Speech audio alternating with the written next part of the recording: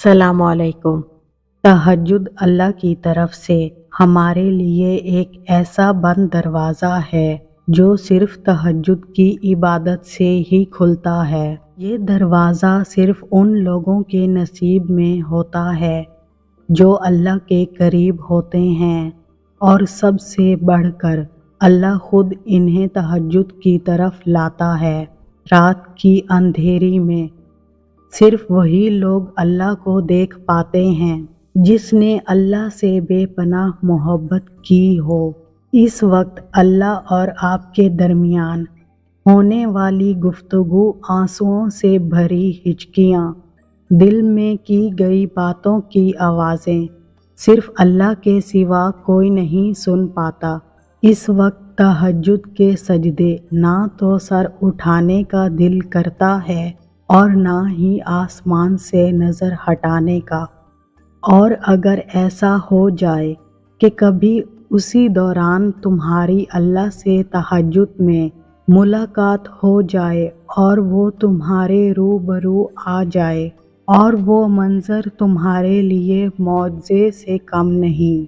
तहज्जुद वो नमाज है जिसमें इंसान रात के अंधेरे में अपने अल्लाह से मुलाकात करता है।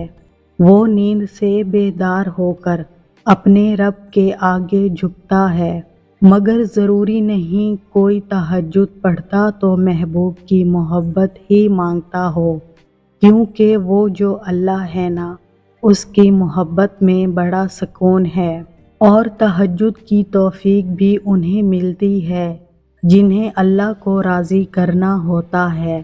तहज्जुद के वक्त का सुकून सिर्फ वही समझ सकता है जिसने तहज्जुद में अल्लाह से बातें की हों, जिसने तहज्जुद की नमाज में भी दुनिया की मोहब्बत नहीं, अल्लाह की मोहब्बत मांगी हो।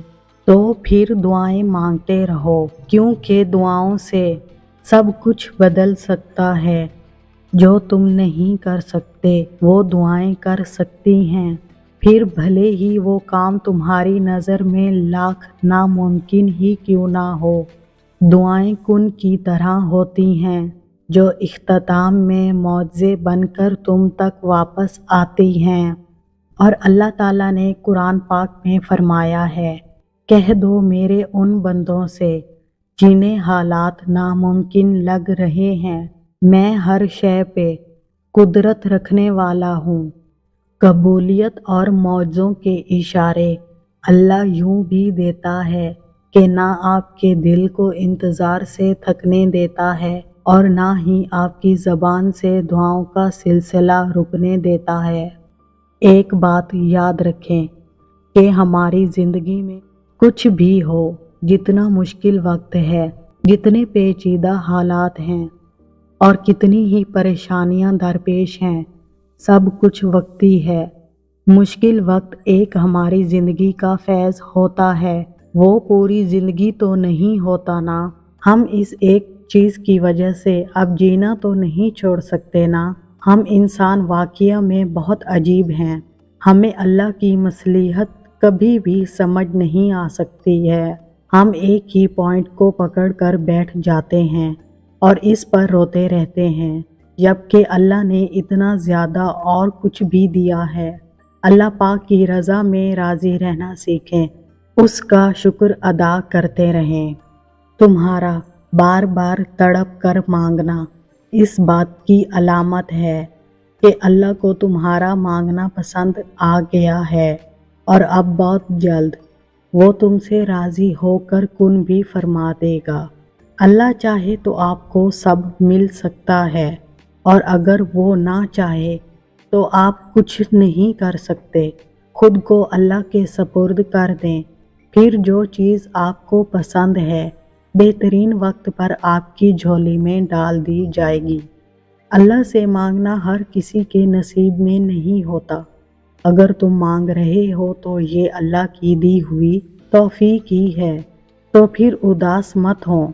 जिसने तौफीक दी है ना, वो बेहतरीन वक्त पर कबूल भी ज़रूर करेगा। जो कहानी तहज्जुद तक पहुंच जाती है, फिर वो कभी अधूरी नहीं रहती। चाहत से नसीब तक का जो फासला है, وہ بس ایک دعا ہے۔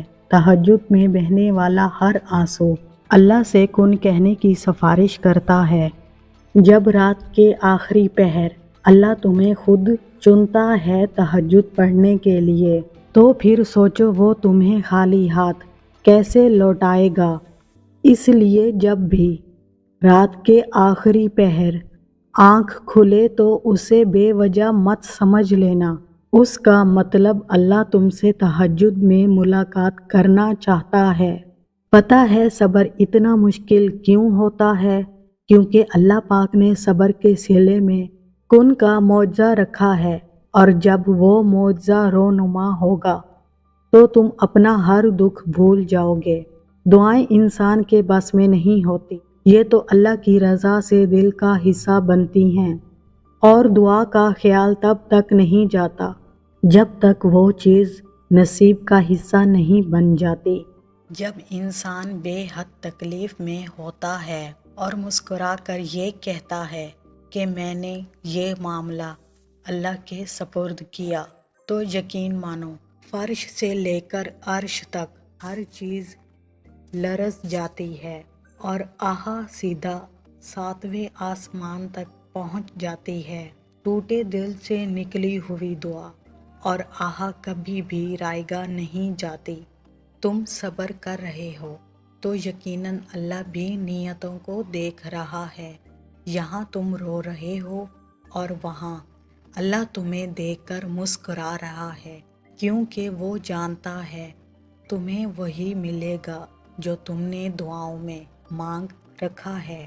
تمہارا کام دعا کرنا ہے، اسباب وہ خود بناتا ہے، اور جلد ہی وہ تمہیں یوں خوش کر دے گا کہ تم پھر سے جی اٹھو گے۔